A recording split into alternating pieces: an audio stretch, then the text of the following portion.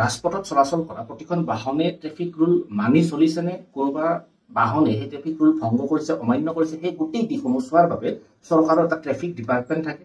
ৰাজপথত চলাচল কৰা প্ৰতিখন বাহনে ট্ৰেফিক ৰুল মানি চলিব লাগে আৰু যদি কোনো বাহনে সেই ট্ৰেফিক ৰুল মানি নচলে অথবা কোনো বাহনে সেই ট্ৰেফিক ৰুল ভংগ কৰে অমান্য কৰে তেনেহলে তেনে বাহনৰ ক্ষেত্ৰত জৰিমনা বিহাৰ ব্যৱস্থা আছে।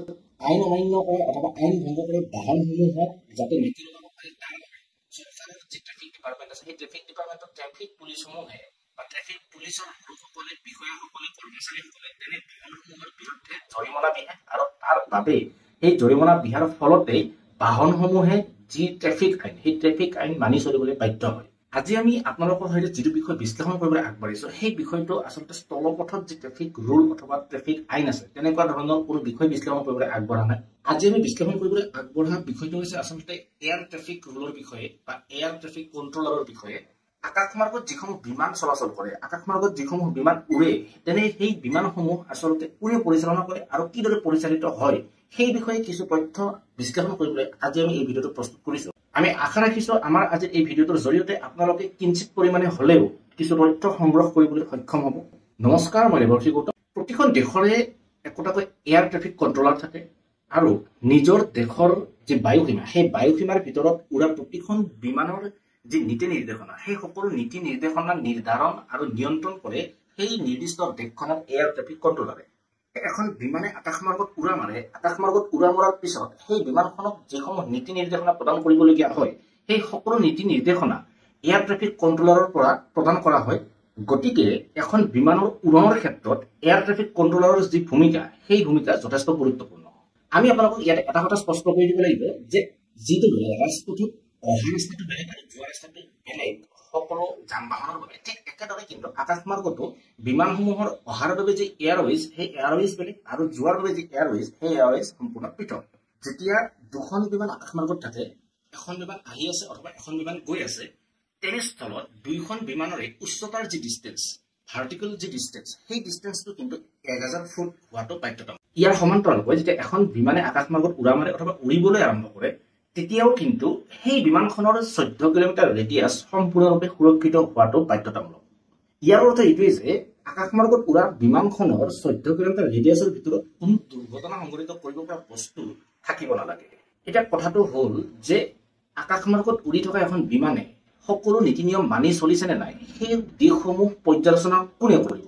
ইয়াৰ উত্তৰটো হৈছে আকাশমাৰ্গত উৰি থকা যিখন বিমান সেই বিমানখনে সকলো নীতি নিয়ম মানি চলিছে নে নাই সেই সকলো দিশ পৰ্যালোচনা কৰে এটিএছ অৰ্থাৎ এয়াৰ ট্ৰেফিক কণ্ট্ৰলাৰে।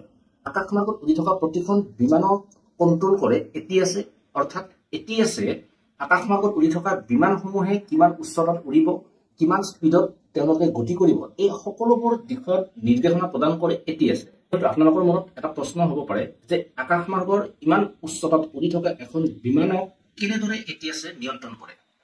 ইয়াৰ উত্তৰটো হৈছে বিমানত সংলগ্ন যি ৰাডাৰ থাকে সেই ৰাডাৰৰ জৰিয়তে এটিএছে বিমানখনৰ সকলো গতিবিধি নিয়ন্ত্ৰণ কৰে। অৰ্থাৎ ৰাডাৰ হৈছে যিকোনো বস্তুৰে অৱস্থিতি আৰু গতিবিধি লক্ষ্য কৰিব পৰা আৰু নিশ্চিত কৰিব পৰা এবিধ টেকনলজি। ৰাডাৰ আচলতে দুই প্ৰকাৰৰ, এটা প্ৰকাৰ হৈছে প্ৰাইমাৰী ৰাডাৰ আৰু এটা প্ৰকাৰ হৈছে ছেকেণ্ডাৰী ৰাডাৰ। আচলতে বিমানৰ যি দূৰত্ব বিমানৰ সেই দূৰত্ব নিৰ্ধাৰণ কৰিবলৈ প্ৰাইমাৰী ৰাডাৰ ব্যৱহাৰ কৰা হয়। যিকোনো এটা ষ্ট্ৰেটেজিক লোকেশ্যনত প্ৰাইমাৰী ৰাডাৰৰ এণ্টিনা লগোৱা হয়। প্ৰাইমাৰী যি এণ্টিনা থাকে সেই এণ্টিনা যিকোনো এটা ষ্ট্ৰেটেজিক লোকেশ্যনত লগোৱা হয় আৰু সেই ষ্ট্ৰেটেজিক লোকেশ্যনত এণ্টিনাটো লগোৱাৰ পিছত সেই এণ্টিনাৰ পৰা ৰেডিঅ' বেছ বিমানখনলৈ প্ৰেৰণ কৰা হয় আৰু বিমানখনক সেই ৰেডিঅ' বেছে ৰিফ্লেক্ট কৰাৰ পিছত সেই ৰেডিঅ' বেছ আকৌ ঘূৰি সেই এণ্টিনালৈ আহে।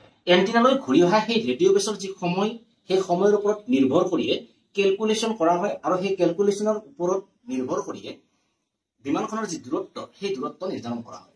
ইয়াৰ বিপৰীতে বিমানখনৰ যি উচ্চতা সেই উচ্চতা নিৰ্ধাৰণ কৰিবলৈ ছেকেণ্ডাৰী ৰাডাৰ ব্যৱহাৰ কৰা হয়। ছেকেণ্ডাৰী ৰাডাৰৰ জৰিয়তে নিৰ্ধাৰণ কৰা হয় যে বিমানখন আচলতে কিমান উচ্চতাত উৰি আছে। হয়তো আপোনালোকে কিছু পৰিমাণে হলেও বুজিবলৈ সক্ষম হৈছে যে আকাশমাৰ্গত উৰি থকা যিসমূহ বিমান আছে সেই বিমানসমূহ কিদৰে পৰিচালিত হয়, সেই বিমানসমূহে নিজৰ গন্তব্যস্থান কিদৰে পায়গৈ। আকাশমাৰ্গত উৰি থকা প্ৰতিখন বিমানে এটিচিৰ সহায় অবিহনে তেওঁলোকৰ যি সফল উৰণ সেই সফল উৰণ সম্পন্ন কৰিবলৈ সক্ষম নহয়। আকাশমাৰ্গত উৰা প্ৰতিখন বিমানৰ যাত্ৰা সফল কৰাত এটিচিৰ যি ভূমিকা সেই ভূমিকা কিন্তু যথেষ্ট গুৰুত্বপূৰ্ণ। আমাৰ আজিৰ এই ভিডিঅ'টো ইমানতে সমাপ্ত কৰিছো। আশা ৰাখিছো আমাৰ এই ভিডিঅ'টোৰ জৰিয়তে আপোনালোকে কিঞ্চিত হলেও উপকৃত হ'ব। আৰু এটা নতুন ভিডিঅ'ৰ সৈতে অতি সোনকালে আপোনালোকক লগ পোৱাৰ প্ৰতিশ্ৰুতিৰে আজিলৈ ধন্যবাদ।